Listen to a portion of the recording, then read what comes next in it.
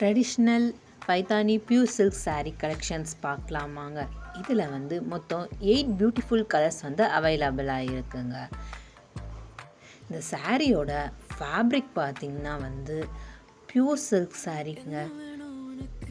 இந்த சாரியை வந்து நீங்கள் வியர் பண்ணும்போது உங்களுக்கு ரொம்ப கிராண்டியாக அண்ட் ரிச் லுக் கொடுக்குங்க.